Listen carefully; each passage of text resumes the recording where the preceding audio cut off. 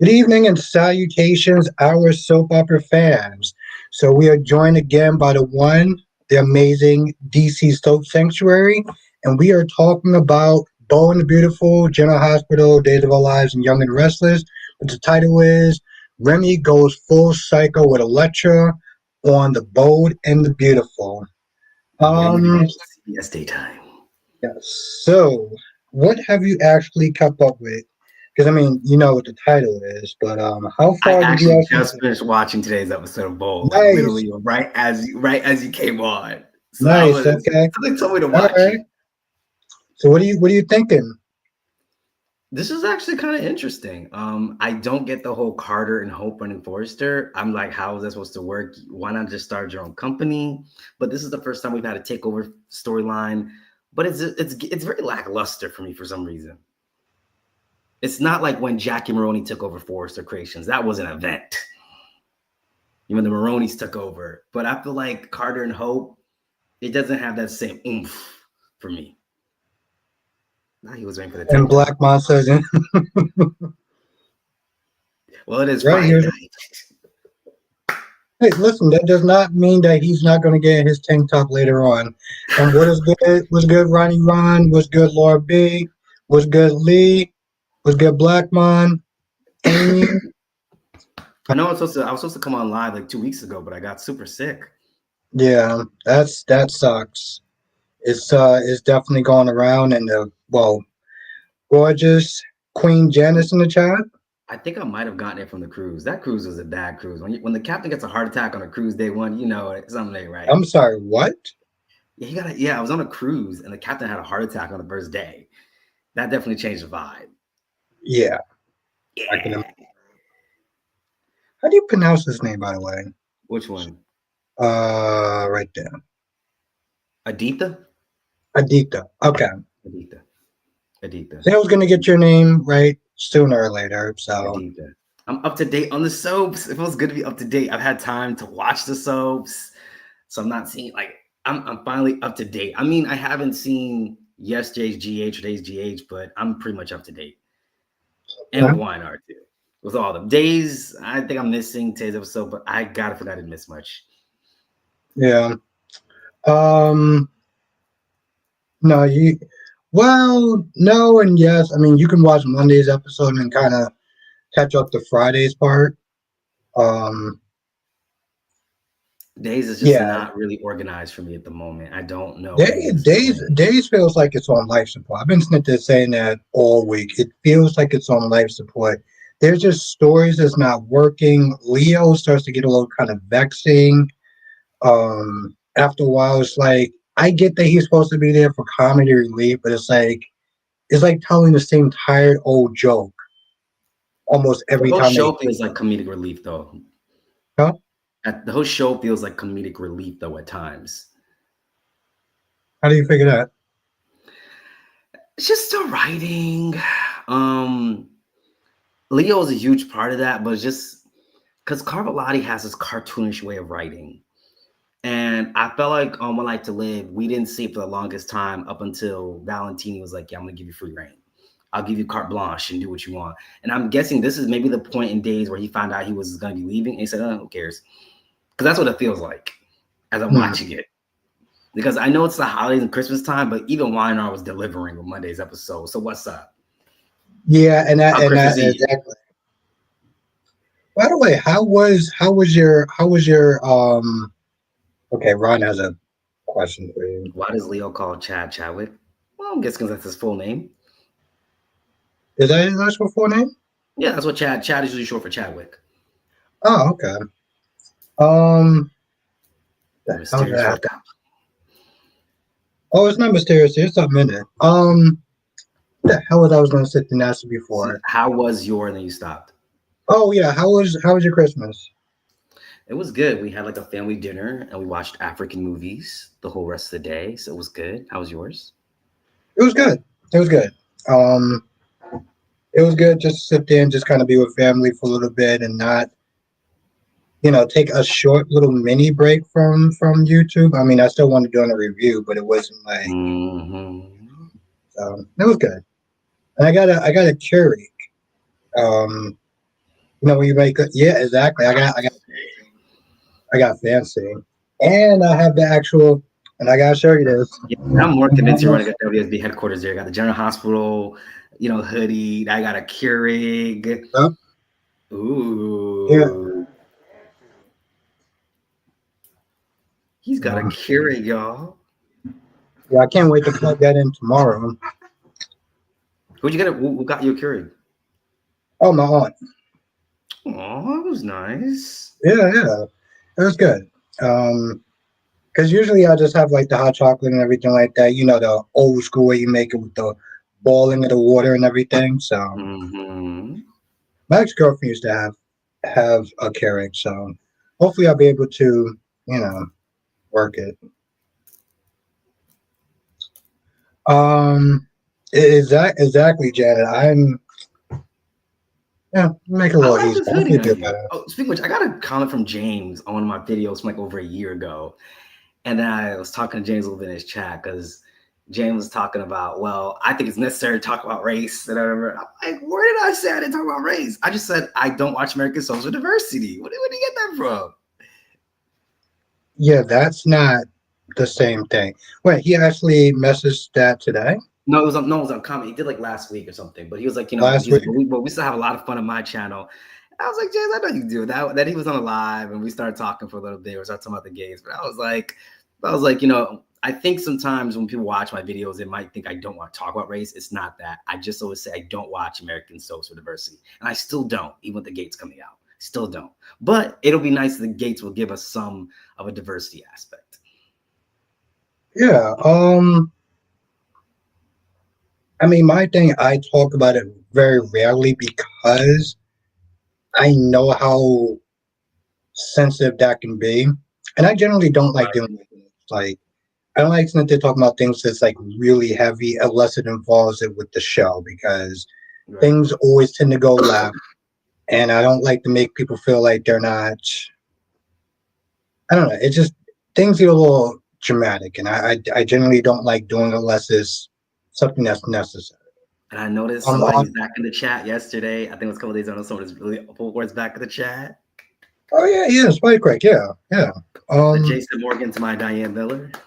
yep, yep, yeah. No, he's cool. He's been very chill and just coming and just having a good time. So, um, He's a good kid. and yeah, Michael needs to get out of La La Land. I understand Michael loves her and wants his family, but at the end of the marriage, it is a two-way street, and it's clear Michael needs to give up.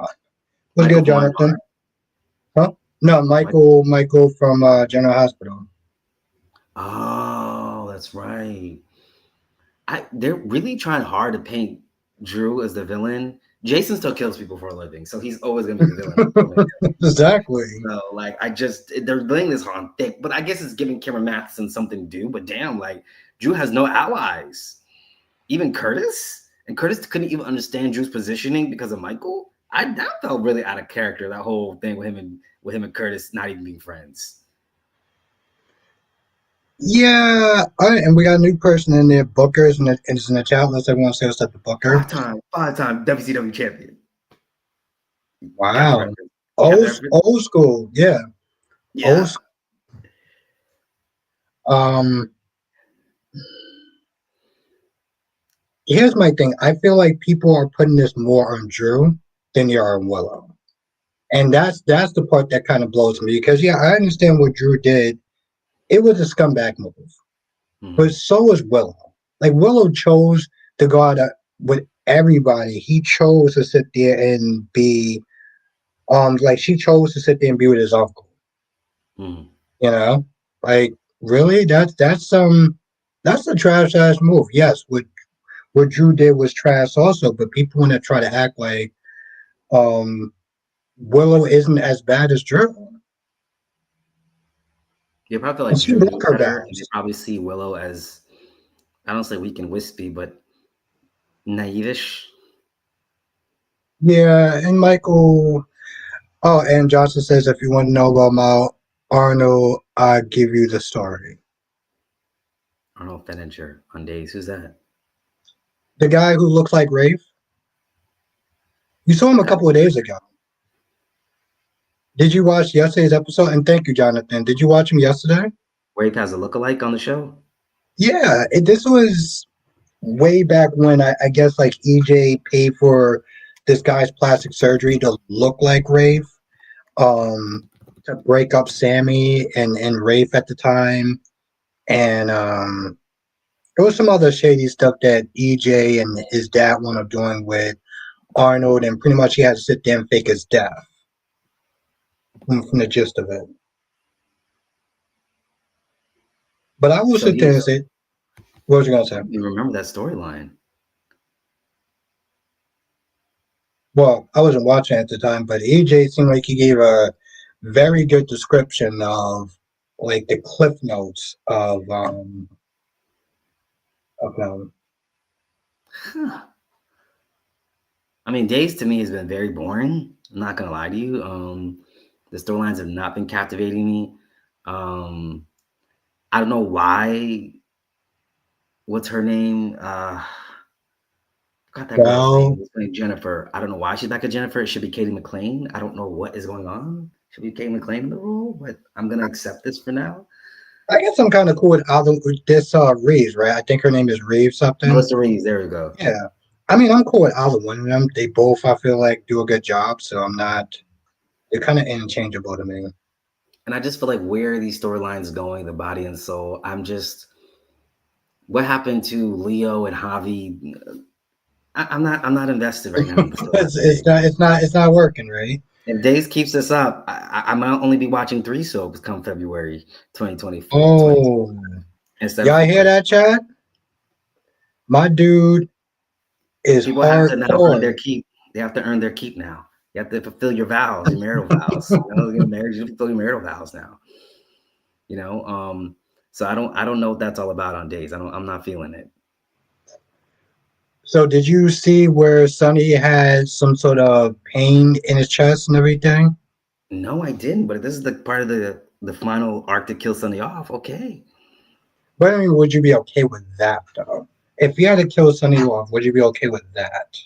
I personally think Sonny get killed off. It would be more sense for it to be mob oriented, just because of his life. I think Yeah. that would just have more of the impact. And you live by the sword, you die by the sword. So, but Sonny getting killed off of GH for good needs to be epic, and they need to put people in place.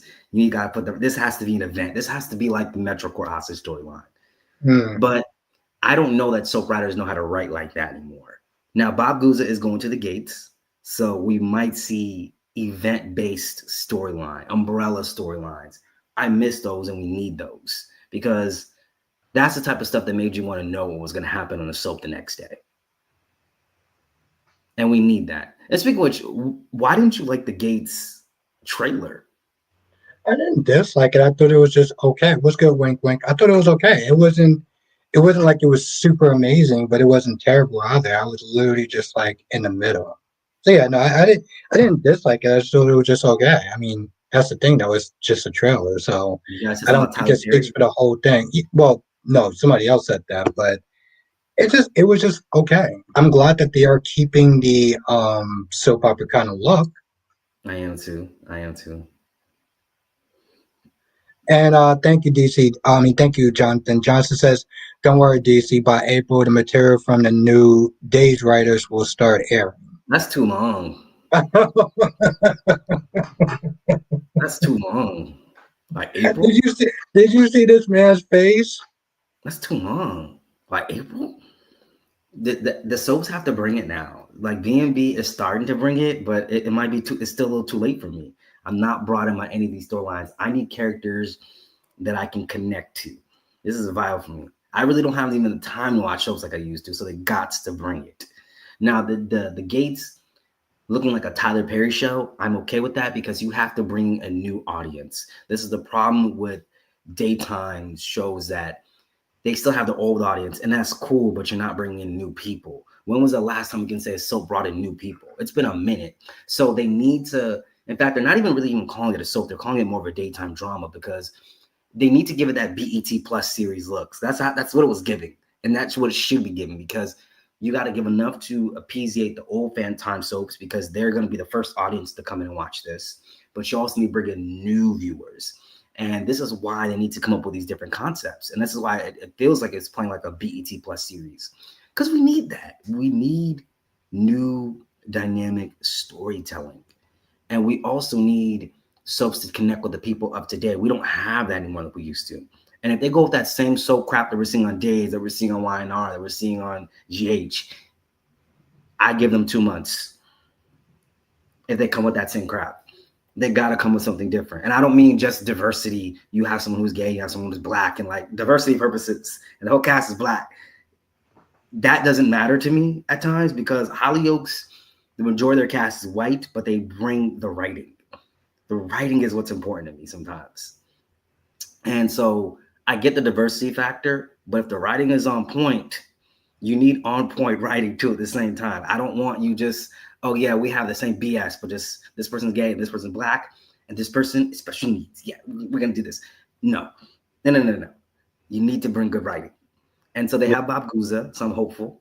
They have all the heavy hitters. They even have Carvalhotti, which I'm like, okay, that's but he's a breakdown writer. He's not one of the heads, so that's good. Stay in that place as a breakdown writer. That's good. That's good because if he was like in charge of the whole sheboygan, I'd be worried. To be honest, I'd be very worried. I thought it was just stupid, Ron. I mean, it's kind of like they snuck out, and it just I don't know. Here's the thing. I generally don't care about the Tate, Sophia, and Holly story in general. I think Here's it's the thing. generally just the worst part of the soap opera. In my opinion, I think it's the worst part. I'm sorry, DC. Am I not allowed to actually have an opinion that's different from yours? Judging by that, judging by the stank face look, it just doesn't work for me. I generally just don't care. Um, but I will sit there and say this much though. Doug, the new Doug, was sitting there looking at Holly like she was a snack doll during that Thanksgiving meeting. New Doug to me is just given like too much pretty boy. I'm not seeing enough acting to be honest with New Doug. Um, it's not there for me at the moment now. Tate, Holly, and Sophia. I do feel like Tate should have been honest with Holly, but I love Sophia. There's something about Sophia. She's a good character. She has range, and I want to see what she's about. I actually want her to keep the baby.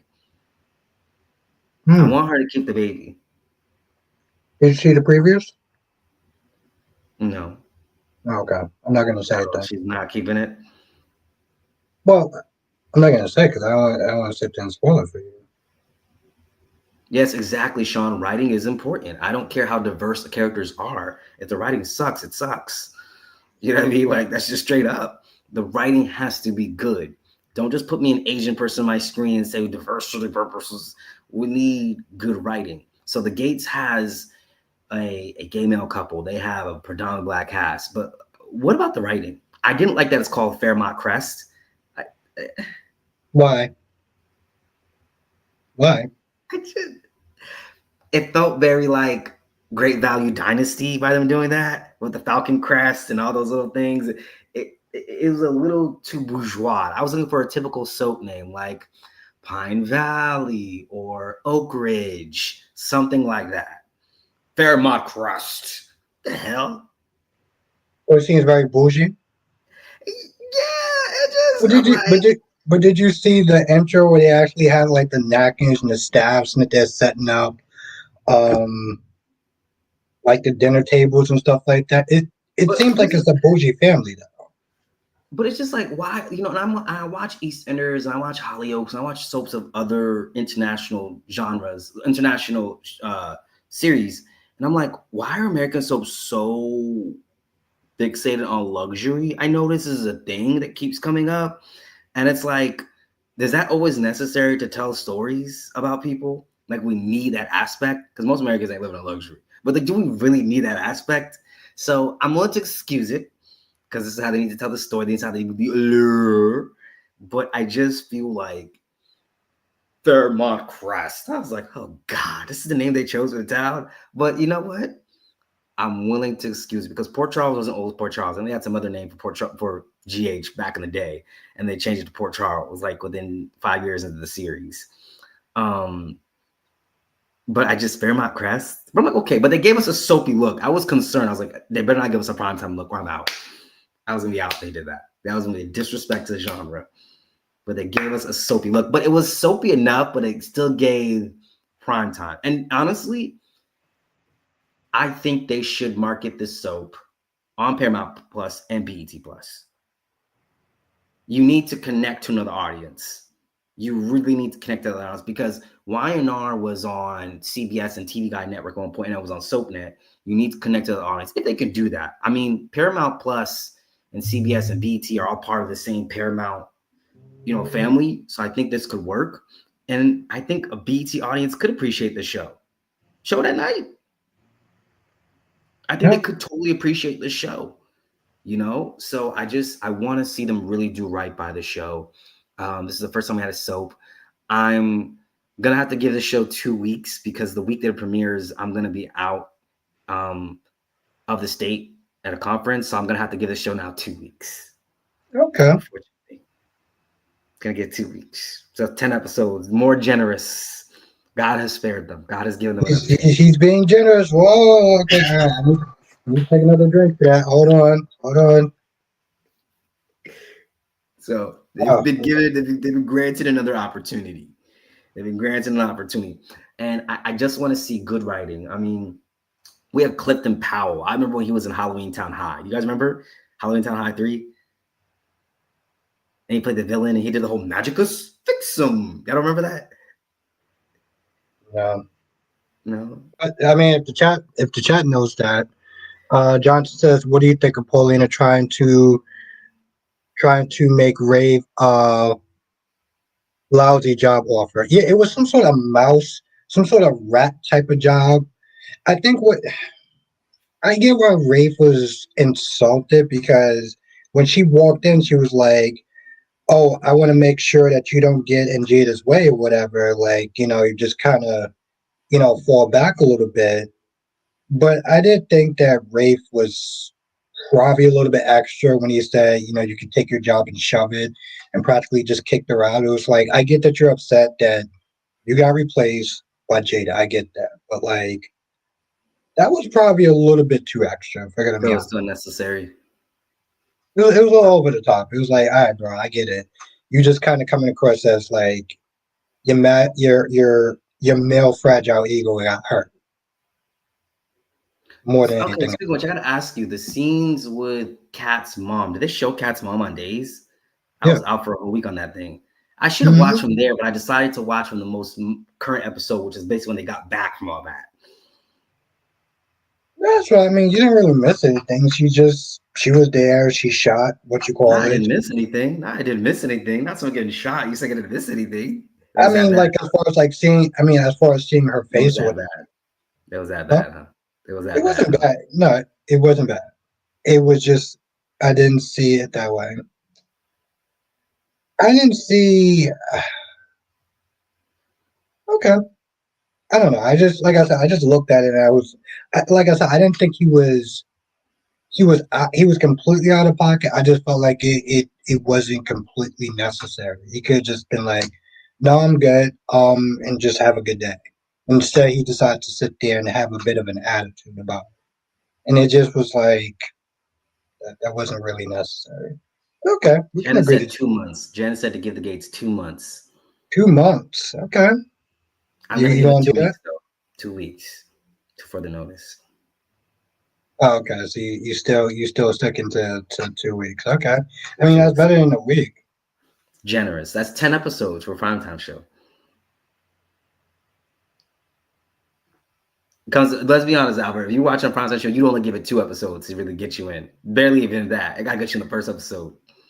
Yeah, I mean, I get that. I think I'm just probably going to stick with it a little bit longer because I want to have stuff to sit there and talk about. But Good, understandable. Understand. Sharuian, look who's back. now he says, what do you mean by male fragile ego? I mean, just what it sounds like. As men, we have a certain ego. We like to sit there and dominate stuff. We like to take control of stuff. We don't like things really too much out of our control. So, What's a dominator? Ooh. no damn what I'm talking about. But but I'm just not there saying that, like, getting, well, let's be honest, not that getting fired or pushed aside for a woman, that's not gonna make it. That's not gonna sit there and make certain men feel like it's gonna feel somewhat emasculating. So yeah, that's what I mean by male fragile ego. Like, are you gonna sit there and hire her when I was already doing a good job? And no one wants to feel in competition with like their spouse. It's uncomfortable feeling Yeah, like. I mean, I think the thing is like we want. I think on the surface we want to feel like, oh yeah, equality and everything, and I have no problem. My partner's something I do with more money than me, but it's gonna make you feel some type of way. You know, it's gonna. Can we be real, guys, for a moment? Can we be real this Friday night at 8:58 p.m.? It's gonna make you feel some type of way. It's gonna make you feel some type of way. And I think with Rafe, like he's cool with it, but it's like he wants to be in charge, and that's him, and that's the dynamic he wants. And is that such a wrong thing that he wants that dynamic? Some men like that dynamic. Like, okay, some men want to have somebody who's submissive, and there are yeah, some people who want to fulfill that role of being submissive for them. That's just a yeah. bad thing. No, that's like I believe in the patriarchy. Oh no, he didn't. Don't say that around GH Sunday shit. They're gonna get you. They're gonna get you good. Don't say that on GH Sunday shit. Yes, They're gonna get you good. They're gonna get you I'll good. make sure I sit there and say it in their comment section. I'm not Ooh. joking. I'm being actually dead ass serious too. I'm gonna purposely do that just because I said I was. Now Francis asked, "I've been in DC. What is she doing to Emma's character? Another character rewrite." Now, okay, I'm gonna sit there and start this off first, and then you give me your thoughts. So, Mm-hmm. and I said this in my review. People were a little upset that you know Emma is being more of a bad girl now.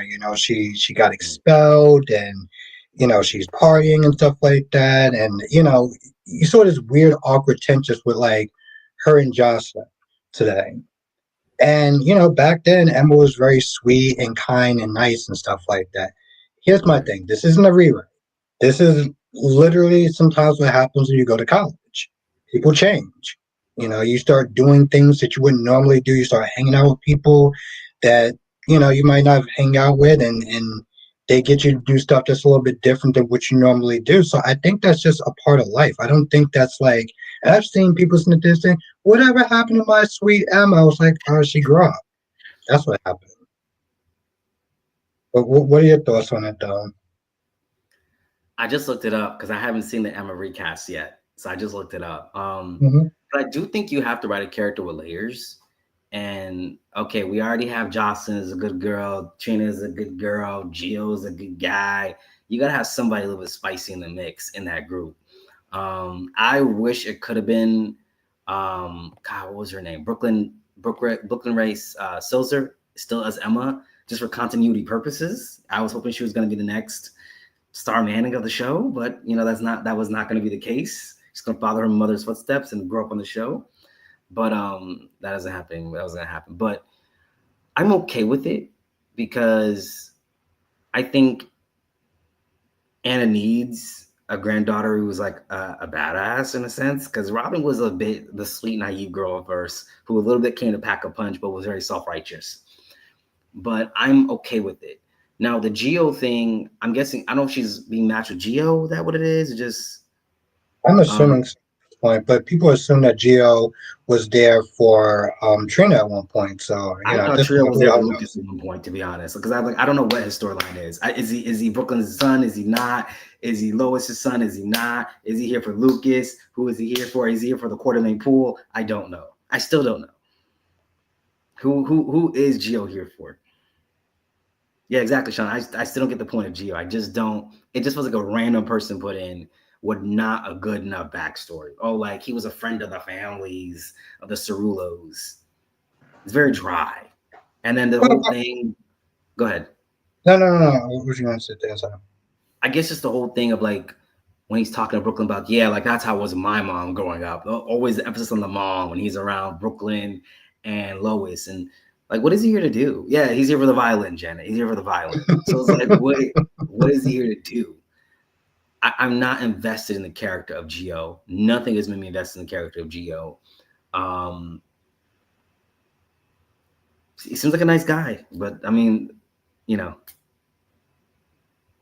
do I miss Connie Vaninsky? No, that storyline was very annoying. I kind of am looking for a new head writer because I want Days to get serious again.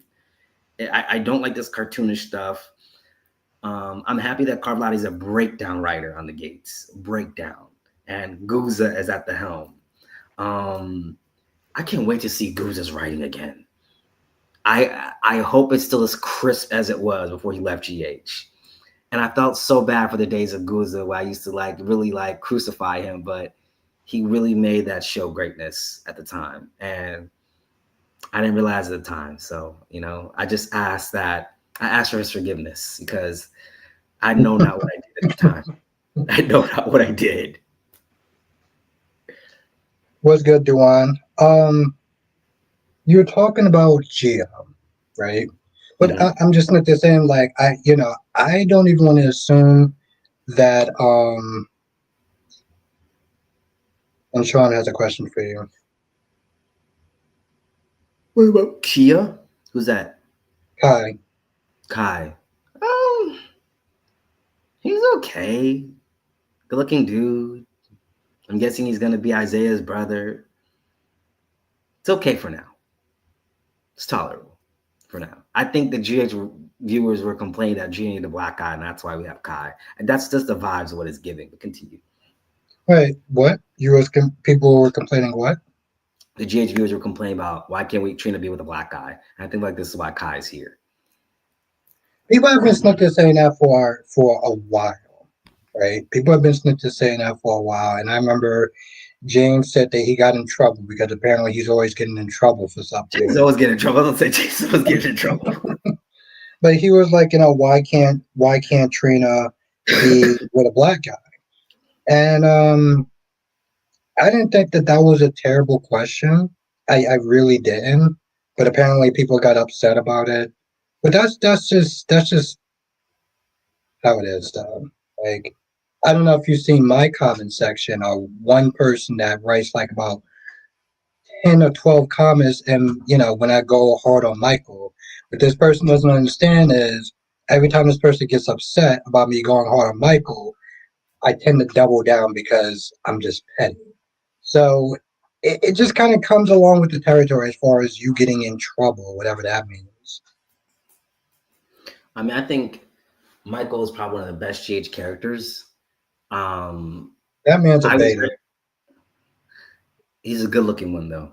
But the thing about it is that Curtis really disappointed me in the storyline. He really disappointed me. I expected better from Curtis out of everybody because Michael was manipulating him. Drew was in a hard place, because everything that was going on. And Curtis has never been interested in business. Where does this sudden interest come from? To Wasn't me, working freelance prior? how will Michael be leaving Janet Apps? That I don't know, and I don't want to know until I see it on screen. Oh, Okay, and that comes for you too. DC, what do you think is going to happen to Sunday? Do you think Maurice Bernard is leaving GH? Albert gave his thoughts last night.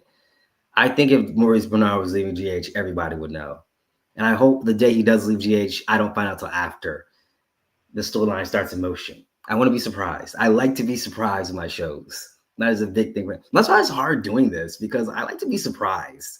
I don't like that element being taken from me. Like I think someone in your chat was like, Albert, Friday, this is that. Monday, Lou wakes up from his coma. I'm like, why? Why do you have to do that? Why?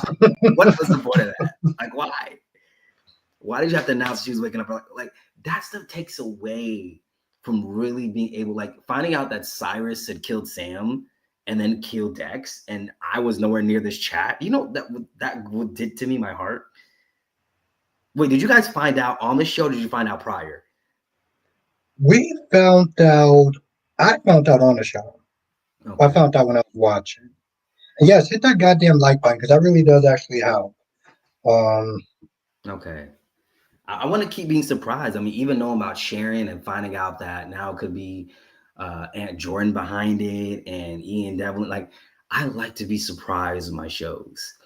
well, the And thing is, I guess it works for you because sometimes you may not always be up to date on the episode. So it's like if we watch it that day. We're gonna sit there and talk about it that day. I'm gonna sit there and post a thumbnail. Kyrie's is gonna sit there and post a thumbnail. That's just how it is. Um, so I get that part, and I guess in a sense, it's kind of good that you don't always do live streams because somebody's gonna sit there and talk about it. Somebody's gonna come in the chat and be like, "Hey, listen, this happened or that happened or whatever." And it is what it is. It comes to the territory when you do this. Right. Because I feel like, in a sense, that me not knowing, it brings me back to those days when I first started watching soaps. I didn't know what was going to happen. I didn't know what was going to take off. I didn't know who was going to not get killed because I have 6 YouTube accounts. So each of them serve a different purpose. So one of them is Soap Sanctuary, and all my soap stuff only goes on this account. I don't even watch the soap stuff besides like Another Worlds like that on my premium account. And then anything that is soap related, I quickly have to remove from my watch history because I don't want anything showing up. So because I'm like, that is really going to take it away from me to find out. Lulu woke up. She's waking up at 12 o'clock and midnight at Cypress Wood, and she's leaving with Cody. Like, I don't want to know. I want to be surprised. Like, will Cody and Sasha get back together? Like, I want to feel the ideas of certain things being flirted with in the air and not have a definitive answer on it. That's because once you know, the impact is taken away. You lessen the impact when you know. Like if someone told me, hey, there's gonna be a guy coming across at your house tonight with a bat at 5 p.m. I know he's coming, so the impact is not gonna be strong. But if I don't know he's coming, it becomes an impact. And since it's Friday, it becomes what? A Friday cliffhanger. In real life. Now, I got 2 things to say. Yeah, exactly, Trace, man. I have 2 things to sit there and say. DC's fancy with it. He got premium YouTube. That means that unlike other people, we don't have to sit there and deal with commercials and all that other type of stuff. Commercials are for peasants. I'm just kidding. No, it's actually funny. I wanted to say that, but I was like, I don't know if I should sit there and say that. So I'm glad you said that for me. Because I got tired of the whole commercials. Hey, do you want to know how to make money in real estate? Do you want to see how I make $500 a day? I got so tired of those commercials. Like, see them over and over and over and over again. I'm like, and then the thing is, sometimes I sleep with my TV on, affirmation playing at night. So you're knowing how it is when it's like, you are okay. Life is okay. And all of a sudden, do you want to know how to make $500? That's sleep. That's sleep. So I only do premium, ladies and gentlemen. I'm just kidding. That premium, I think my premium was like $6 a month. What premium for YouTube? Yeah. No. It is. I got the student one, so it's $6. Oh, okay. Oh, okay. Yeah. See, I'm paying $9, but whatever. I used to pay the 15 before, but that was a lot. That was a lot. Well, Hulu. I mean, Hulu. I'm still not doing commercial free because I use it, but I don't use it that much where I can justify it. I would probably do commercial free for Peacock at this point. I see. I wish I had it for Peacock because I don't have it for Peacock or Hulu. I just gotta watch a commercial, and for Netflix, I got commercials. It's so weird having commercial for Netflix. The two just don't. Yeah, I can't do that. I can't. So I got to draw the line at some point. So I gotta go. The only thing I don't have commercial was YouTube because YouTube I just bounce around too many videos. And at least on Peacock, it's just showing me other Peacock stuff and some stuff in here. But I don't need the whole, do you want to have make $500 a day? What are you doing for it? You said you got to go back to school. Now's the time.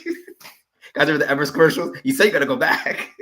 Yeah. Oh, damn. That is an old school commercial right there. I remember that. The guy Francis got a comment for you. Do you think Luna had someone beat her up to get Bill's sympathy? I mean, when Luna was like, I don't belong here, I was like, sis, you killed and poisoned 2 people. I definitely think you belong here. I appreciate it. I was like, sis, you definitely belong here. You killed and poisoned 2 people. You definitely belong here. She's like, I don't belong here. Yes, I committed a crime.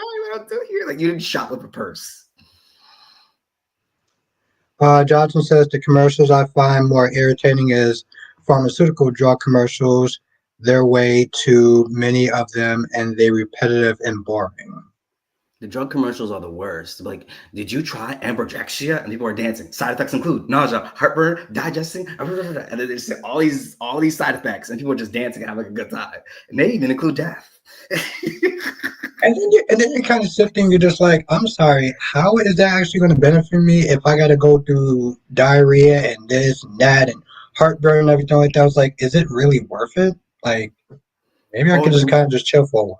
I love the one. I forget the name of the drug, but it's like nothing is everything. And they start playing the little tambourine at the end. And they're playing the tambourine while they're doing all the side effects. I'm telling you, these commercials, they always play the side effects when people are dancing or smiling. It's to throw you off. Okay. From a psychological point, I like that. I like that. Yeah, it's to throw you off.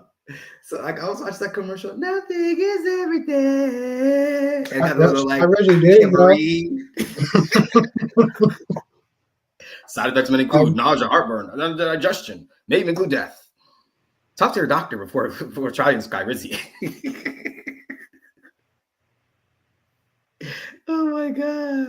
in Black Monster, the commercial was someone spraying heavy whipped cream on pancakes. Yeah, I miss Cat Lady too.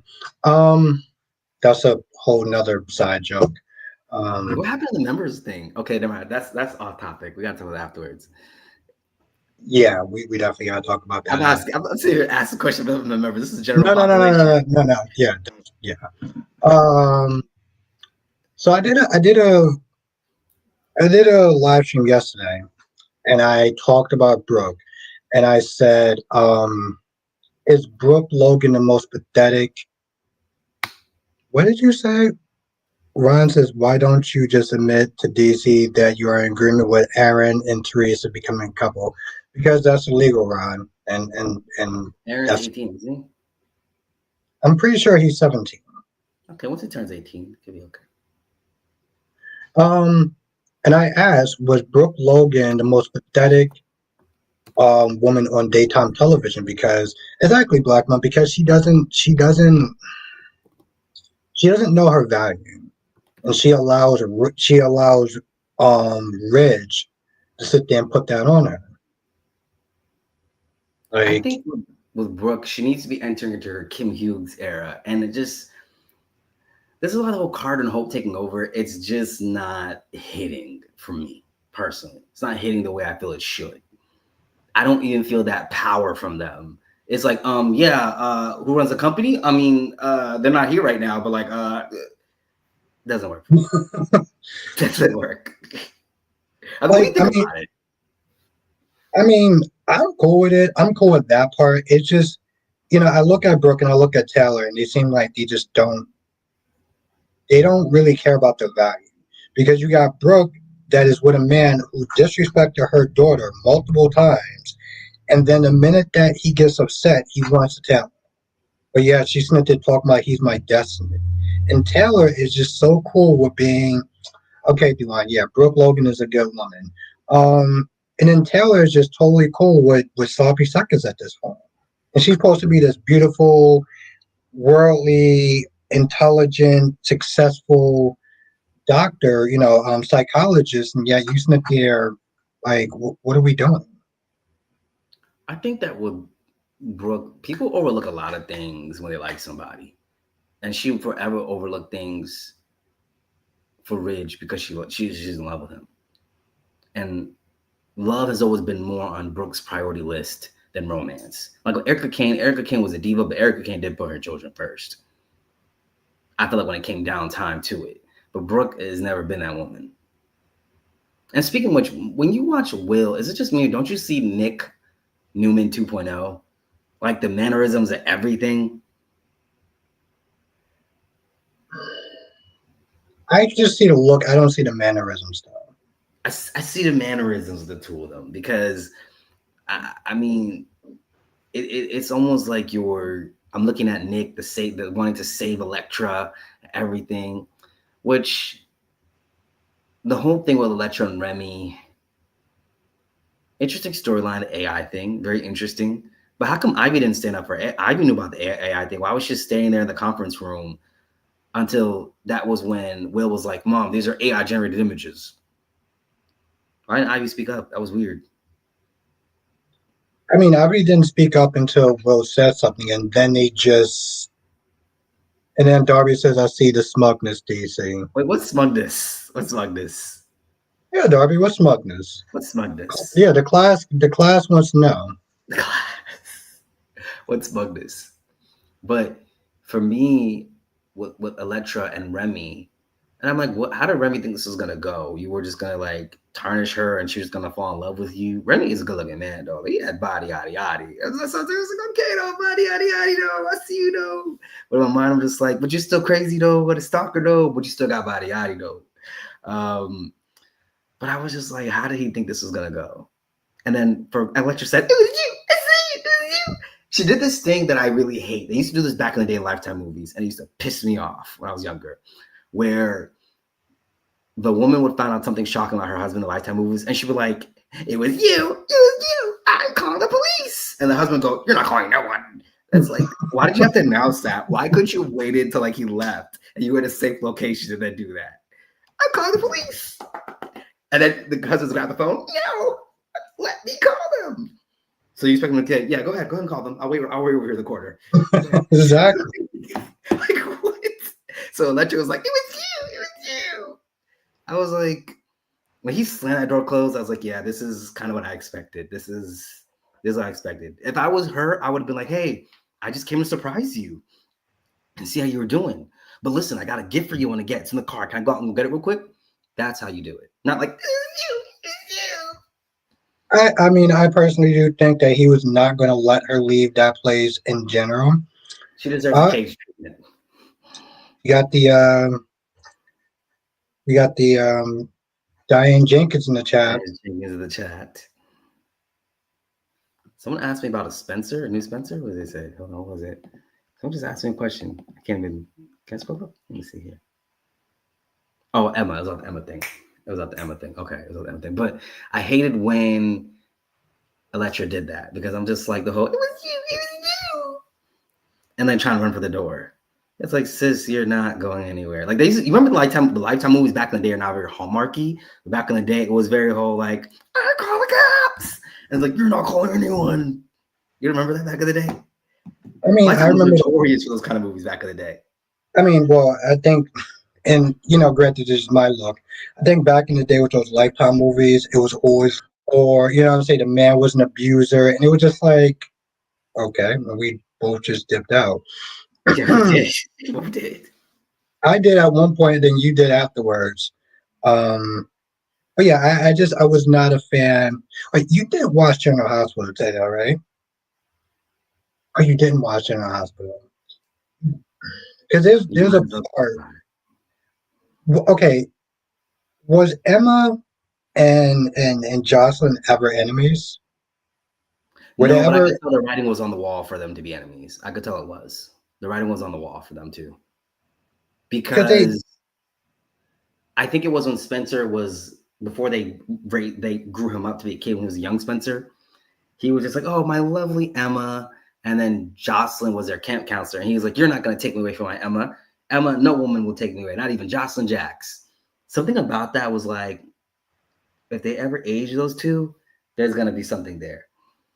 I felt it.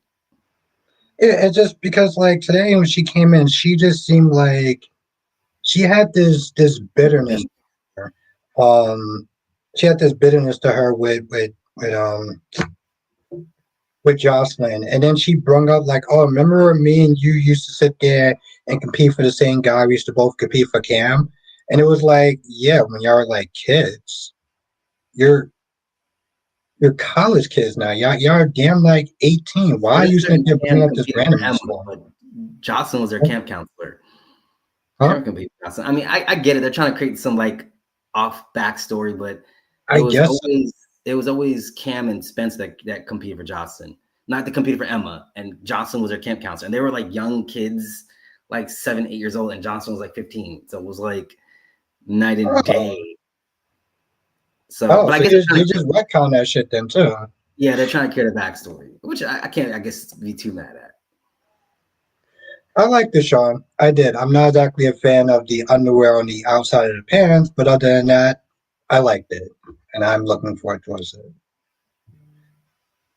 Um, and Johnson said Josh was also a child at the time. Exactly. That's what I was like. Why are you just bringing up the randomness? Like that doesn't. Oh, and Francis says I don't think that ever happened with Josh and Emma never saw it. Yeah, exactly. So that's Exactly. clearly a recast. Then I mean a retcon. I But I think gotta give it to them because they're setting up the next generation, as they should. As they should. you think that Weiner's doing the same thing. With who? The next generation. In some ways, yes. Reinhard has been killing it with the Sharon storyline. They have been killing. When Phyllis came over and she's like, Phyllis, I had enough of you. I was like, go ahead, go ahead. I was like that. I was like, go ahead, go ahead, go ahead. Even though Sharon, like, technically should understand that they're bereaving, Phyllis is taking advantage of a situation. Sharon could clearly see that. She's taking advantage of it. Oh my God, Sharon. Like you and Sharon's like, you came over to my house. Like you came over to my house, sis. Like I But she was walked so on in. She didn't just came. She walked on in like she owned the place. And I'm like, it just seemed like even with Chance, she was upset with Chance. My whole thing was like, when you knew that your son wasn't guilty, you wanted a chance to sit there and believe you.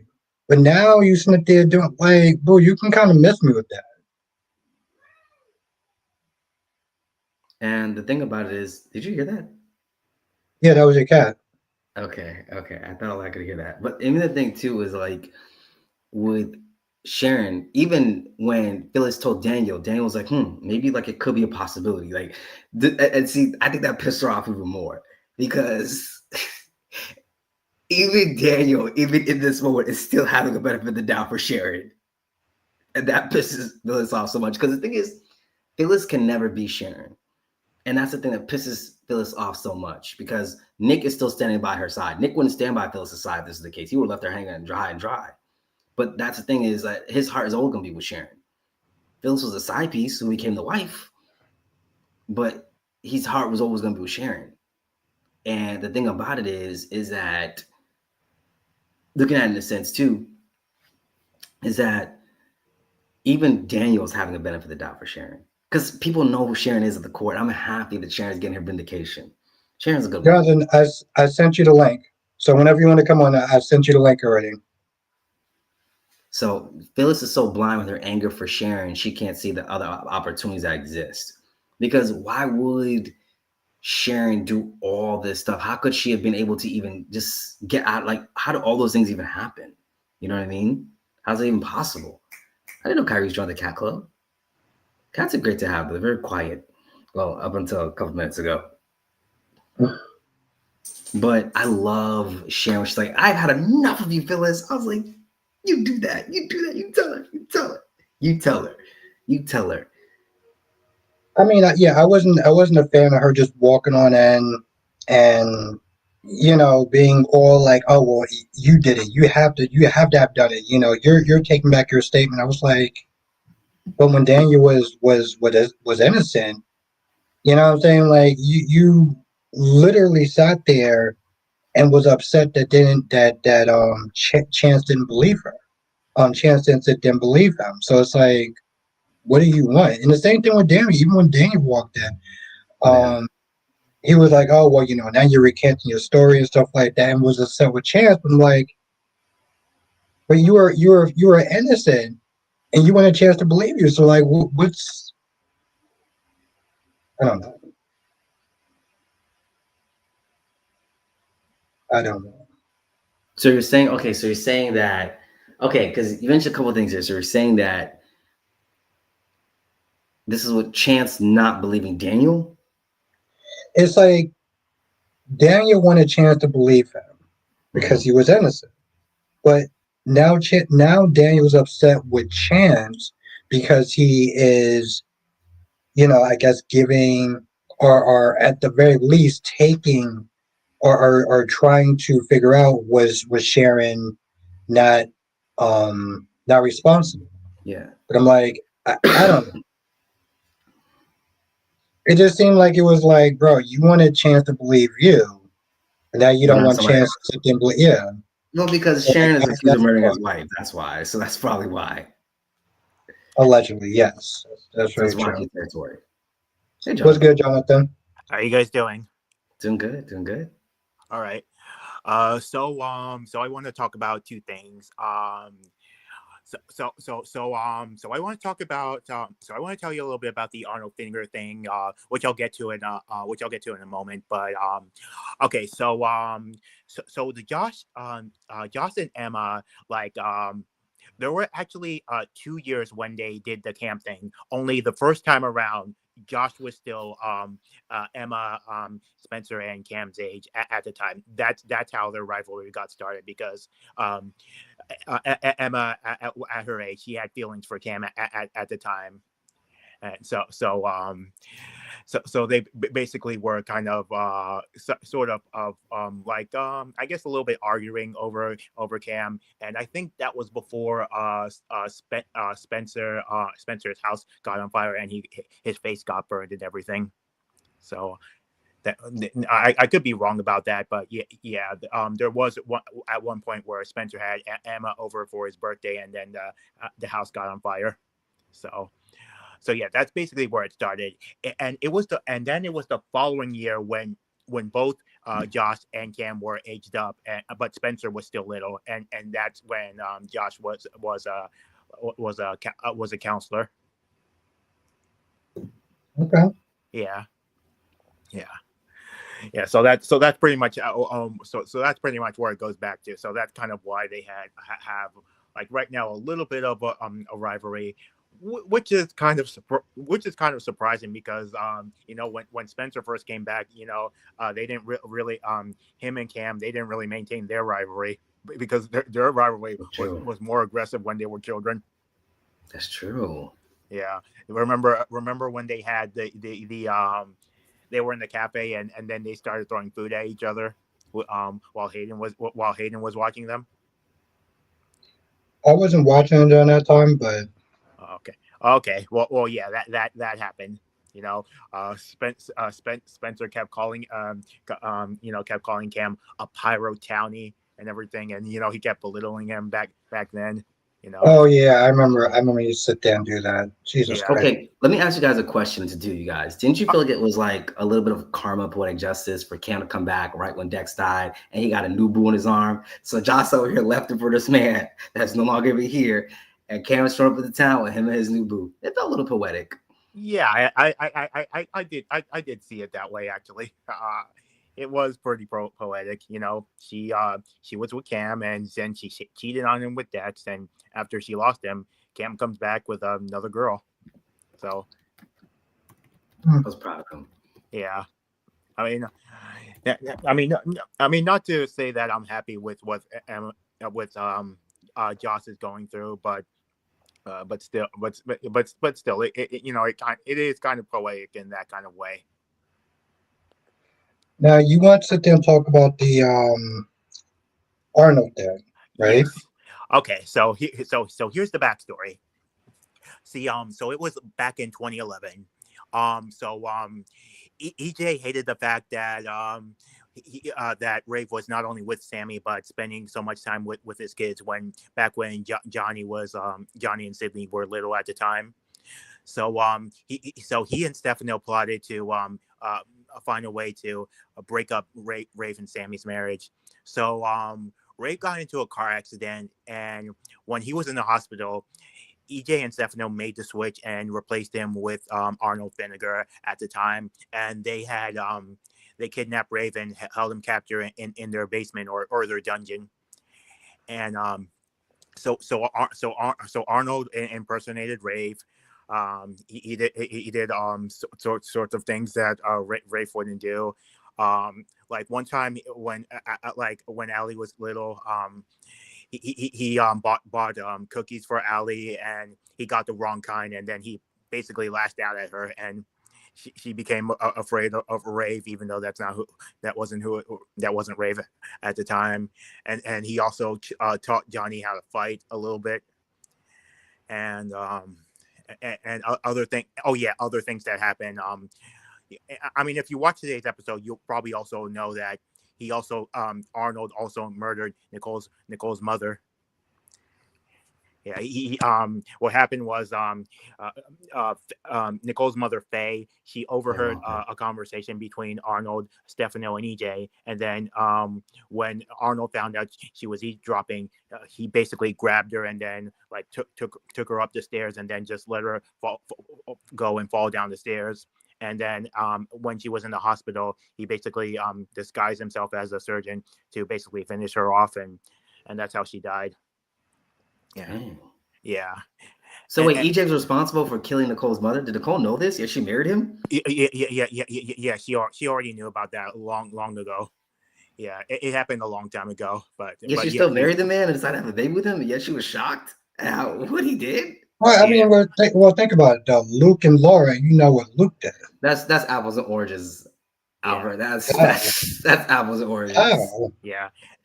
And now and so what they did with Rave at the time is that they basically gave him a drug and then it erased his memories and gave him amnesia and then they sent him to a mental institution but Rave still had the key a key on his neck that goes to his apartment, and so he held on to that, and the order and he basically escaped the mental institution. The orderlies went after him, and then Rave accidentally fell off in a ravine, a river, and so at the time the orderlies thought he was dead, but then he was founded at a church where there were nuns there, and basically they helped recuperate him and basically told him where the key takes him to the building that the key took him to, and then so he went there and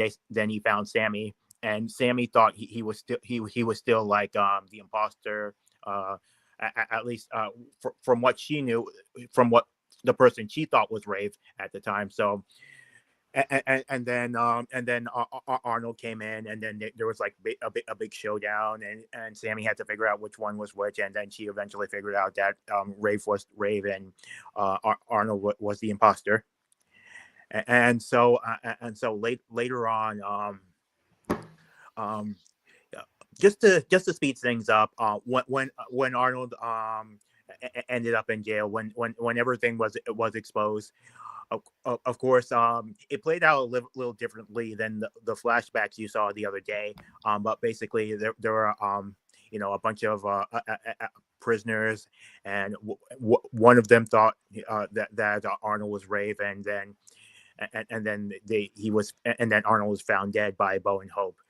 At least that's what we thought at the time, because I honestly never thought this character would come back, but it makes sense that EJ and Stefano would arrange to fake his death. So, but But yeah, that's basically where the character came from, and it's pretty interesting that they brought him back because it's really fun to see the actor play that character, that version, a bad guy. I'm cool with it. Listen, Yeah. I said this before, and I also can say this again. They can swap them out for a little bit. I'll be totally cool with that. What would you want to say, DC? how did Nicole marry EJ knowing that he was responsible for her mother's death? Yet How is it shotgun. apples and oranges? It is apple and oranges because Well, Luke didn't kill any of Laura's family members. Well, to be fair, like EJ wasn't solely responsible. I mean, yes, he's the reason that Arnold was there, and yeah, Arnold was the one who actually did it. But it was both EJ and Stefano Demira who's the more evil out of the two. Yeah, they both bear responsibility. But now that Stefano's gone, and if it's revealed that Arnold is actually alive, then he's gonna be the one to take the heat. For I got you. yeah, But Laura married Luke. yeah, Luke did the worst thing you can possibly do to someone. yeah. But So, But I what think would you the say? reason, like she like legitimately fell in love with him is because like I think I think after like the dirty deed happened, like he was like immediately remorseful because I actually watched like what the event, like what happened after like he did it. Like he was shocked. Luke was actually literally shocked to find out he did what he did, and he was like overwhelmed with guilt and everything. So I think I think that that's the reason like Laura saw the good in him, because I don't really know what led to that that incident, but I think she knew that Luke wasn't a total bad guy. So that's why like I guess they grew closer and then ended up getting married and everything. Should Luke have been forgiven? It's a question tonight. Yeah. Ooh, should Luke have been forgiven? I feel like that should be the next title of the next stream. But should Luke have been forgiven? Do you think Because that Luke should have been forgiven? Do you I see? mean, because this is my. I'm sorry. Go Go ahead. ahead. Go ahead, John. Oh, okay. Well, I think if Luke did apologize and he really was remorseful, then maybe then I think then I don't really see why like he should have like stayed like persecuted or whatnot. I think I think he was probably worth forgiving at the time, and you know, because like I said, he wasn't like an overall bad guy. It was just like one bad incident. Yeah. All right, go ahead, DC. I would say this because, okay, I've seen this with Todd Manning. I've seen this with Roger Thorpe. I've seen this with Luke Spencer.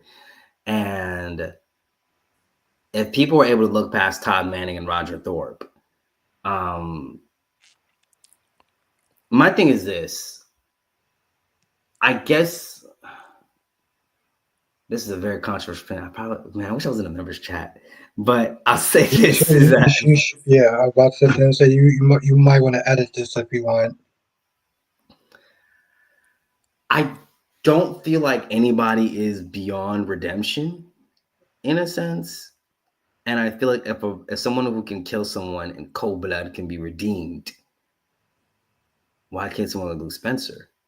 Now, the thing is that people think this is the worst thing in the world, right? Or that's how we're perceiving it, as the worst thing in the world. But what about when you take someone's life? There's no way they're able to advocate for themselves in any kind of way. There's no aftermath for them because they're not even here. They're not even present. So we look at one thing one particular way, and it is about the perception we have over this as opposed to this crime here. Now, Roger Thorpe continued to be the worst character ever on Guiding Light, and he was celebrated. I mean, I feel like, okay, like another soap content creator, not going to say their name. I feel like if they were here, they would be like, oh my God, when Luke did was like terrible, but they would praise Roger Thorpe in the next sentence. I'll tell you who that is afterwards and get off of here. Okay, yeah. You know who this person is. We all know who this person is. But I also don't want to have people with this person either, so I just want to say their name. But they're one of the powers that be in the soap content creation world. But and it's not James. But wow. Wow. What do you wow? What do you wow? What do you say like that? What do you wow? What do you mean? That's what I originally went to in my head. No, it wasn't. No, it's not James. It's not James. It's not James. But the thing is that I think it was the state of the times, because even Roger Thorpe did the dirty deed with Holly, but Holly was his wife. So viewers did not know how to feel about that. Like, okay, weren't y'all just doing the same thing the day before when watching the show? And now today, we're supposed to look at this different. This was a very confusing time for Guiding Light viewers. Very confusing time. Because what do we make of that? Right? Because it was consensual for all this time. It was consensual yesterday at 3 p.m. Now today at 3 p.m. it's not. Or I think Guiding Light was aired at 10 o'clock at that time. So 10 o'clock yesterday was, but now today is not. It was a very weird place to put the viewers in. And it was about perception, but nobody in Guiding Light ever villainized Roger Thorpe for that. But Roger Thorpe, go ahead. No, I was going to just say, Donna says, but Roger Thorpe was so charismatic, Todd became a twisted kind of hero for fans back in the day. And Ron, let me sit there and take a drink before I read this. We can all have a good laugh. You want to read this, Stacey? You know, I just don't. Ron, you have broken my heart. Ron says, Albert, you don't want DC to know that Sophia's mom is in Salem. Oh, my bad. Spoiler. Uh, Well, technically, it's I not think because Ron was the one that told us that Lulu was waking up on Monday at 3 p.m. Was that him? I think it was Ron. no, I think it was no, Ron it Kim. wasn't wrong. yeah. Wait, actually, I think it was Jonathan. I think it was Jonathan who did that. I don't remember if I did or didn't. Now Jonathan doesn't remember. Rick Lansing must be his lawyer. Oh, wow. What do you, what Excellent. do you, what are your thoughts on Slick Rick being back? And I'm gonna sit there and start off with John. Oh, well, he's definitely being slick, like as he perceives to be, you know. Like and it does appear that him and Ava are going to end up being a thing. Like like I remember how hesitant he was to take Ava's case when Nina suggested it, but now like he basically jumped on it, and now he's like really getting close to Ava, and and yeah, like so I think back like before he came back when he was on, like things were a little bit different with him. You know, I mean, he was still pretty being pretty slick, because like he's the reason he's the one who brought Hayden to town, like to have him pretend to be like Drew at the time, who thought was Jason, who went by the name Jake Doe. He hired her to pretend to be his wife at the time, and then Carly exposed both of them. So yeah. DC, what are your thoughts on Rick Lansing being back? I think that we may just get our Sunny. I think Ava may join Alexis Davis in the I Have a Child with Sunny, I Have a Child with Rick fan club. I see that possibly happening, us teetering bordering on that, because the thing is that I like Rick Lansing. I don't think he's the worst person in the world. Sonny and Jason will always be the villains to me on GH. That's always how it's gonna be. They'll always be the villains in my eyes. But I think that I like that they're establishing a relationship even with Ava and Lucas, because Ava needs some allies. You can't just have Nina. You need other people. But I like Rick, and I like the way he took the case for Ava. He's showing up for her, which is weird because the last time he came to town, him and Sonny were besties. He was Sonny's lawyer, so this was kind of a bit of a 180. Exactly. That's what I remember, and so it does seem like it was a 180, because like him and Sonny, they seem to have been on good terms the last time he was there. So so this time around it doesn't really make a whole lot of sense to me. Like now they're back to being rivals. I mean, they didn't even bring that up. They didn't even bring up the fact that like Sonny didn't say, last time he came to town, we were on good terms, Rick. Like none of that was even brought up. It's like it never existed. Exactly. And the thing is, like when Sonny was in the hospital at the time, and he needed to go to the mob meeting, like Rick actually offered to step in for him, but Michael and Morgan didn't like that idea, so Michael did it instead. Oh, damn! I really missed a lot when I was actually out for a little bit. You really did. This makes it like you were gone for 10 years at this point. I felt like I was. I think I was going for like maybe 4. I was going for a while. I don't know why you didn't watch it at the time, because they had a lot of good stuff. I know. I had a different headspace, so I'll just sit there and say that for now. Okay. But yeah, especially when they had the One Life to Live characters at the time, and then I remember that. I think that's actually when I came back in, and I remember that because they had a different Maxie, and she had brunette hair, and I was just like, "What is going on?" That was the same actress who played the original Teresa on Days. Oh yes, you're right. Yeah, those are good times. I had One Life to Live people on. Those are good times. I think that was. I know a lot of people don't agree with it, but that was GH at. Yeah, I know GH Envy was not a fan of the One Life to Live characters being on GH. Yeah, I mean, but we all loved Denise DiMuccio when she came on.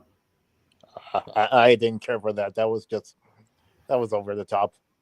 Remember Denise DiMuccio? You remember the lady that Albert? Do you remember that? That was Ava's disguise. Her way of. Oh yes. The wig, yes, the wig. Oh man, and now I'm starting to think of the Gwen Risa thing. Now, now it's remind me of the whole, you know, Gwen Risa portrayal on Days. Now, let me ask you a question, Jonathan. I said this yesterday when you came in. I feel like Days is kind of on life support. Like, there's just certain things that just aren't hitting. And I don't mean like it's totally bad, but it can definitely be better than what they're giving. Yeah, I agree. Like one thing I don't think is working.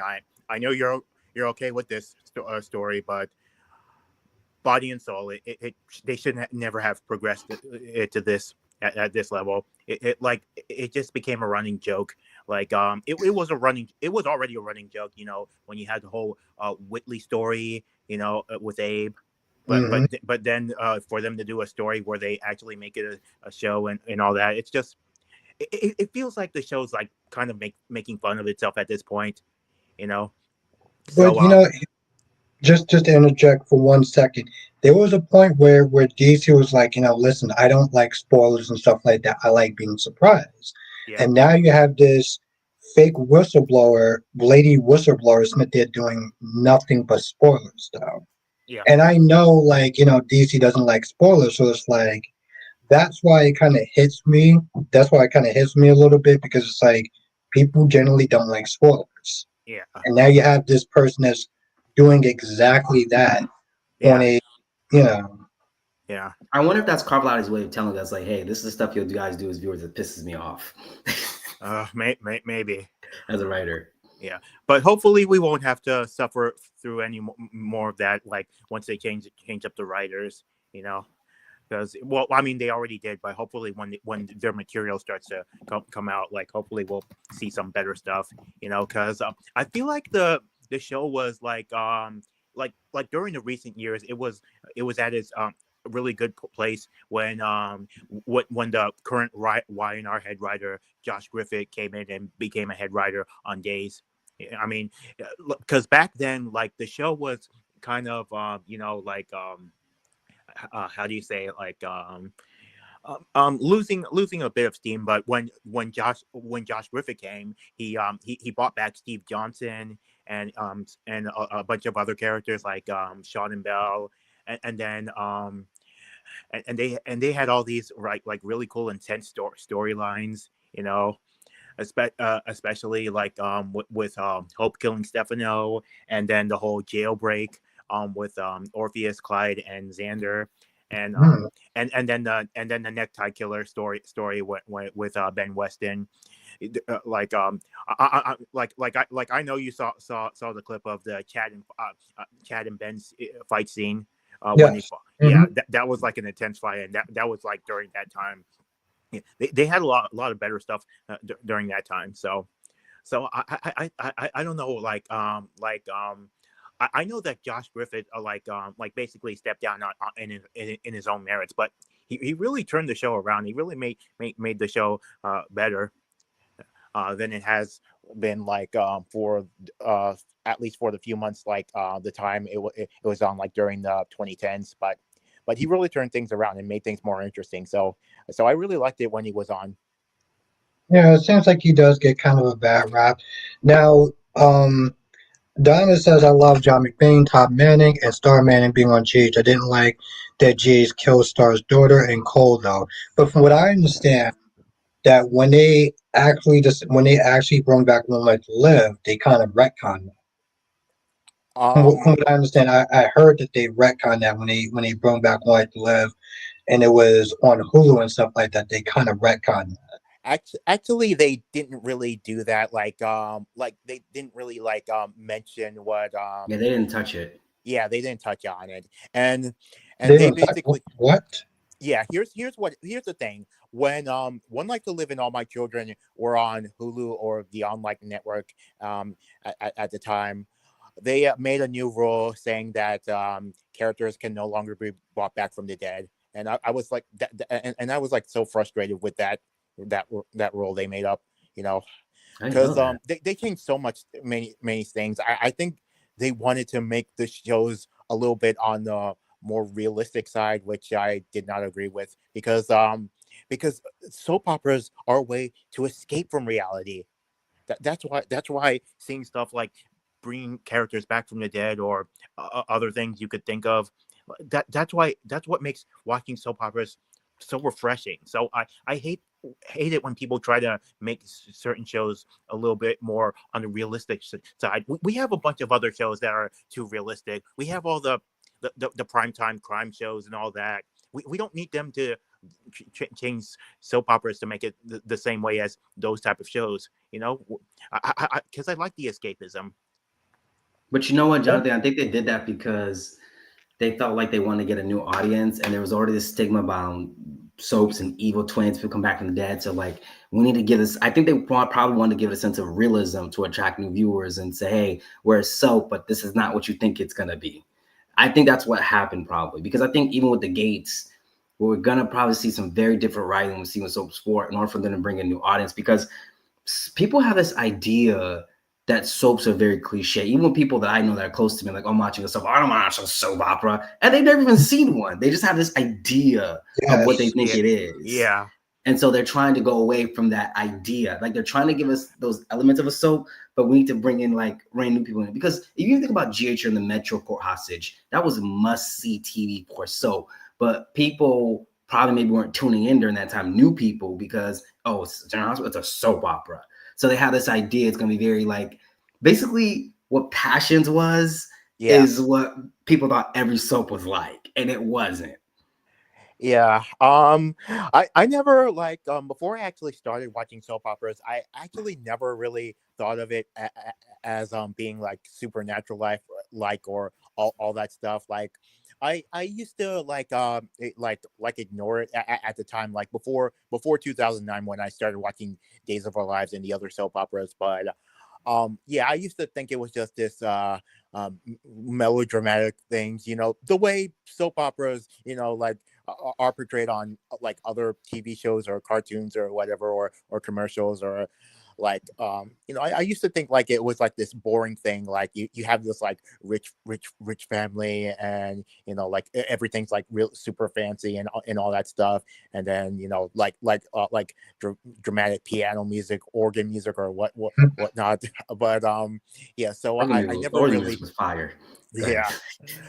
But yeah, so I used to yeah, so I used to ignore. That's how I used to like perceive soaps, I guess, in the time. But then when my cable was out at the time, and like I caught an episode of Days of Our Lives. The first scene I ever saw of that show was Rafe being tied up and held captive by a woman, Meredith Hudson at the time, and and I was like, what did this guy do to deserve this?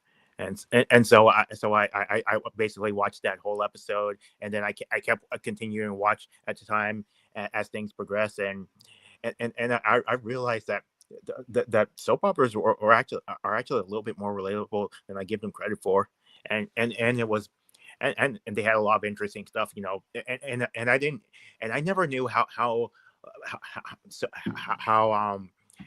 that soaps could have like that many kind of action scenes, particularly like on GH and Days and One Life to Live. Like they had some pretty good action storylines, and a lot of good villain characters. So a lot of those, they actually drew me into this to the soap world, and I basically enjoyed it ever since. You make a good point, John, because the thing is too is like primetime does the same thing that soaps does. They just get away with it in primetime because Yeah, they don't have the stigma attached to it. yeah, And I think that's the thing with soaps is that like this is why now if I would watch a soap in front of someone, I wouldn't even say it's a soap. I'd say I'm just watching a show, and because some people don't even know if it's a soap or not unless you tell them.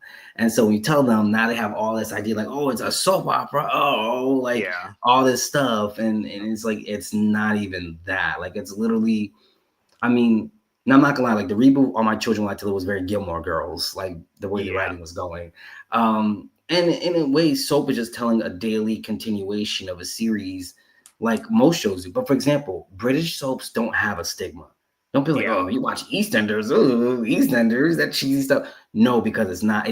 They've never had that stigma yeah, because of the way the people set it up through the generations and through the years. It's never had an impact. When Erna Phillips kind of was part of pioneering soaps, that stigma was never there. But then, you know, the thing about it is that I think it's because during the 60s to 80s, it became a phenomenon. Soaps was like this big thing. And so things are phenomenon, it can get stigmatized. Like, oh, I'm not watching. Like, for example, there was a TV show Scandal. And I was like, oh, Scandal? I'm not watching that. Like, for romance, the government. It's so cheesy. But then I started watching it. And I was like, whoa, this is actually pretty good. Unless someone might disagree with me. But it's the same thing with soaps. I'm like, I never had a stigma against it. But like, I always... that was something I like faintly remembered as I started watching with my children, like the stigmas people had against it. Yeah, because I never never in my life before like 2009 that never in my life I would ever thought that I would end up watching soaps and becoming a fan, but it happened, and I don't regret it. Yeah. Oh, just so you know, if I tend to repeat stuff, it's because I have a bit of a stuttering problem. So so pardon me for that. Yeah, that's fine. Yeah. I was going to sit there and say, and you know, it's crazy. You know, you got three men that they're talking about soap operas and everything like that, and it's one of those things where it's like, you know, in my mind, I always sat there and was like, it was kind of like Jonathan as far as, you know, everything being very melodramatic and like super romance and just like very over the top. But they also put in a lot of action stuff and stuff that would appeal to men and made that work, like General Hospital and Days of Our Lives. So like they found a way to sit there and not just have the woman audience, but also have the men audience. I mean, you look at my streams, you look at Kyrisa's streams, you know, even JOJ Media. Now, there's a lot of men in there that's there watch these soap operas and stuff. So it's weird because it's like, yeah, like DC says, it does have a stigma, but at the same time, you got to mention that they're watching this stuff. So like they're clearly doing something right, you know, to be able Like to I draw think. in. Yeah, Sorry, go ahead. no, that was it. I was gonna say I think that like Bob Guza, that's what I'm happy he's Ron the Gates because he knows how to write soaps in a way where it brings people in, right? To not think that this is just like a regular soap. Good night, Laura B. You know, I think this is like he has a way of doing that. And I think we like I said, I want to feel like my soaps are an event. Like I love it when we had that church explosion with Ben and Sierra in 2020. I was like, this is the stuff I need. Or Trip bursting out of the church window, you know, or Yes. the explosion of the Metro Court, or the Coronade Massacre on Days of Our Lives, and guys like, everyone's like, I saw a clip of that. That was like that looked really intense. but it was good, wasn't it? It was good. It was. And at the same time, like during that story, like the episode before, you had appearances by actors from multiple other soaps. You even had like Tyler Christopher, like he appeared there like way before he started playing Stefan on Days. So you had him there, and yeah, all these other soap stars. It was like from based on what I saw, it was basically a huge event. It was that Coronation Massacre thing, and then Sammy goes, sit behind on the mash, goes, and then like there's a stop, so emotionally, and goes on the next Days of Our Lives. Like that was epic, and these are the kind of scenes new soap viewers need to see. That's when they first exactly come in and they step in and watch a soap. Because when we have stupid scenes on GH about people talking about conversations for like the past 10 days, like every episode is a way. Because when I first started watching All My Children, my first scene watching All My Children was when Greg Mann was buried alive in the casket. He was like, was God is my witness. And I was like, oh my God, I gotta let that man out. But then I found out what he did. I was like, nah, he might need to stay in there. But I was like, that was good scene. And then I think it was that Friday watching All My Children, it was JR, Erica, and Bianca, and they were not gonna let him go downstairs mess up the party. And then he goes, okay, I can't go to the party. And he looks at the window and then he goes, psh, and I was like, both of these things the first week I watched. This is why I say 5 episodes for the gate. 5 episodes. Well, not 10, because we get 2 weeks. This is why I say it. Because it only took me 5 episodes on My Children. But here's the thing though, like Donna was just saying like, a lot of this stuff changed when they actually have money to sit there and like shoot on locations and stuff like that True. to make it even more better. And I watch, and I think we all know about this guy named Wayne talk soaps and stuff like that about like they don't have the budget like they used to have. So like that does kind of affect a lot of things though, unfortunately. But is that an excuse? Because some YouTube series out here killing it, and I know they don't got soap budget. Is that really an excuse though? Yeah, I never It kind really of I is. never really bought that as an excuse. Thank you, I think they're Jonathan. exactly because I think I think the truth is like some people like it's not really a budget thing. I think it's more of a time efficiency thing. They don't really want to put the time and effort into actually making like a creative scenes like that.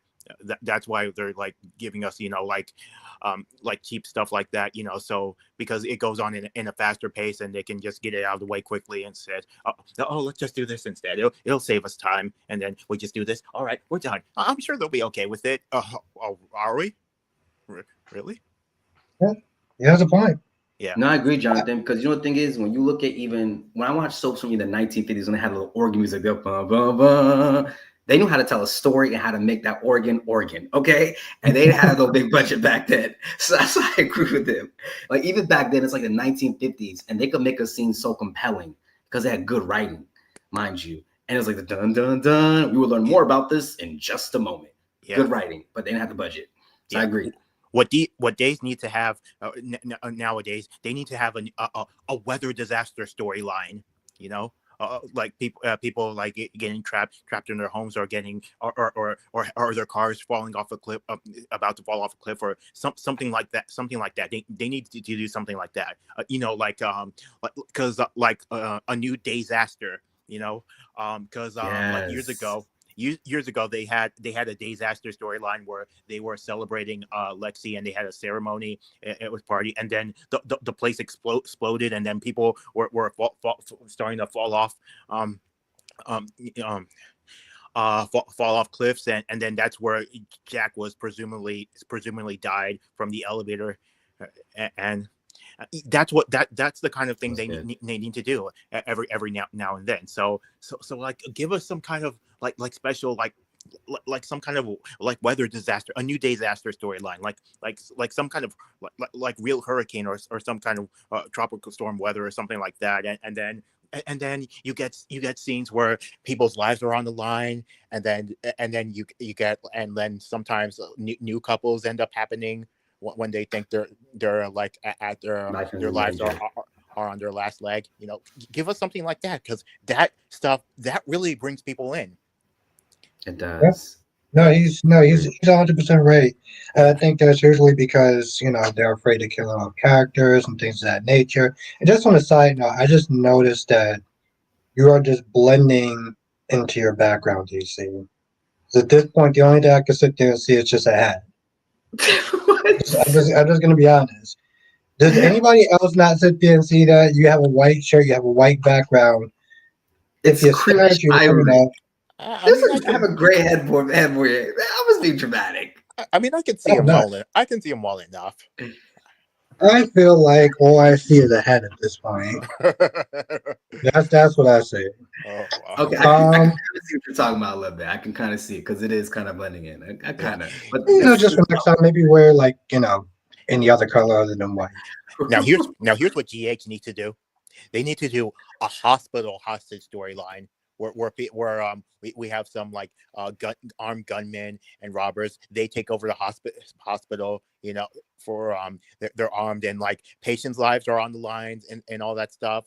And they're going after like some kind of special medicine or drug or something like that. But they have the whole hospital is on lockdown because of it. You know, um, they have to try to get people on the inside, and all that stuff. And that would be like that would be a really cool and eventful storyline. I Yeah, no, agree. they definitely do need. I mean, they definitely do need another type of ensemble storyline because they haven't had that in so long. It's like Yeah. I can barely remember the last time they actually had one. So they definitely do need They definitely do need that. What's good, Lisa? Because here's like I say, Um, like you talked about the budget though, Albert, but like the coordination storyline does not require a huge budget. Getting everyone in one room and you have gunshot effects, that's Hollywood 101. They could do Exactly. something like that. Soaps Exactly. could do something like that. So it's like you don't need this idea. Because I mean, I see the little bootleg green screen they did with Harmony and Neil on GH. That was just terrible. But it's like there's little things I know they could do if they want to, even from just the music and the background, little small details. It's like Exactly. they don't need a whole lot of budget. You can get Dollar Tree with it, and you can still produce something great. Absolutely, because some of these things you can do in your own backyard, and, so it's really so there's really no excuse for why they're not doing stuff like this nowadays because it's really not that expensive. It's not like you're shooting an entire like I don't know like superhero movie or anything like that. All you need to do is some simple props. Get a bunch of people around, and then if you need some special effects, even the smallest ones can work. You just all you need all you need is the tension and the and good acting good writing. yeah, good writing and all of that. You have good TV right there. Okay. Um, anything you want to sit there and say before we wrap this up? We'll start off with Jonathan. Yeah. I guess um all I can say is like let's hope that like all the soaps they give us better stuff within the new year, especially with days and let's hope like we don't have like too many like over cartoonish like comical stuff like they've been doing recently, um because the only time they put Leo in is for comic relief, and and that's just that's disappointing. I mean, they could use him for so much more than that, but all we do is like have like these awkward and comedic scenes with him, and they need to they can't they can't do it if they're going to introduce new villains. It can't be cartoonish villains, like Connie or whoever came, like whoever we else we had. They need like someone menacing, someone who actually poses as a threat. So someone who you look at and you know that, oh no, this is not the person that I want to be around. I say give us someone new or bring back someone like Megan Hathaway because she's still around and she's a Demera. So why not bring her back? Yeah. Right. DC. I think the biggest thing with soaps is like, soaps either need to have high stakes or good writing. They can't lack both. And we lack both. I think sometimes that is a problem. So I can never accept the excuse that it's the budget for soaps. I see people doing YouTube series and skits out here with their iPhone 6S, 8S, and they're killing it out here because the writing is there. And that's just the biggest thing. It's always going to come back to the writing for me. So when soaps say it's because they're on the money, I feel it's lazy. It's a laziness and it's a lazy excuse. That's what And that's So you think exactly. so you think yeah, that video with Wayne Talk Soaps isn't really accurate? it is accurate. I don't think they have the budget, but I mean, at the same time, like, that's just not an excuse for not telling a good story. There are people who do skits on YouTube with their cell phone and a towel, Exactly. for whatever for props, and they're telling good stories. So, and sometimes it's captivating me. I forget I'm watching someone just doing a skit on their phone. So you mean tell me a whole Hollywood producing cast and set, you don't there's no story that can be told there? Not buying it. No, not Yeah. buying it. Yeah. I wholeheartedly agree. They told storylines of soaps and their greatness back when it was on radio. I mean, I listened to soaps like Forever and a Day, that Candace Max, that audio drama that she does, and it's so good. And it's just audio. It's just audio. I can't even see anything. That's It's true. audio. That is true. So Soap started like during the radio days, and exactly. I may not have been around then, but if they were good then, and you didn't need much to pull off a good story back then, what's your excuse now? Forget for. I mean, if you're going to tell me it's a budget thing, it's not because of that. It's because you're not trying hard enough, or because you don't want to try hard enough. You're just being lazy. If you're not willing to put in the work into it, Find someone else who will. We deserve better. Wow, Jonathan. Right? Yeah. I'm impressed. That was it was like you heard that, right, DC? I mean, Jonathan's not wrong though. That's the thing. Like he's is that I was gonna say yeah. He ain't wrong. Yeah. He is definitely not wrong. I give him he's not wrong. Yeah. Yeah. All right. Well, this was we're calling in. Yeah, we'll definitely sit there and have you on next time, Sierra. Um, Let's have yeah, maybe we can have another Sunday group chat. yeah. Um, make sure it's not as chaotic as before, but yes. Um, Don't worry. Oh, yes, Jonathan was there. Ooh, if it, Jonathan was in front row. yes, it was quite a scene, but if you had to describe a soap storyline to describe that chat, what would you? Yeah. What soap storyline would you use? yeah. Yeah, what storyline would you use? To describe the chat. Yeah, the if you had to do like a theme or whatever. Oh, oh, that's a good question. Um, I would say all right. Oh, I know. A government mole or something. I don't know. Okay, Yeah, or a mole within the company, something like that. I can see that. I Yeah, can. and we're like And doing a business meeting or something. I Yeah, would sit there and say it awkward. I yeah. would sit there and say awkward. That's what I would sit there and say. Yes, Black Money. Yes, Spider Quig. All right, so I think we're going to sit there and end it here. But I do want to thank everyone for joining, though. Thank you for coming through, Jonathan. Always appreciate having you here. I appreciate being here. And DC, goes without saying, thank you for coming through tonight. Absolutely, great live tonight, And, guys. Great live tonight. and thank you, Absolutely. everyone else. Yeah, thank you, everyone else, for coming through. Always appreciate y'all, seriously. Have a great night. And, Jonathan, close us Join out. join us next time for another edition of Soap Chat with Albert Bostic. Same Thank you, time, my friend. same channel. That's my Michael Bowen to my Victor Newman. Always appreciate you. Always at your service. Thank you, my friend. And have a good night, everyone, and great weekend. And if you're a member, we'll sit there and see you tomorrow. All right, good night, everyone. Good night. Later.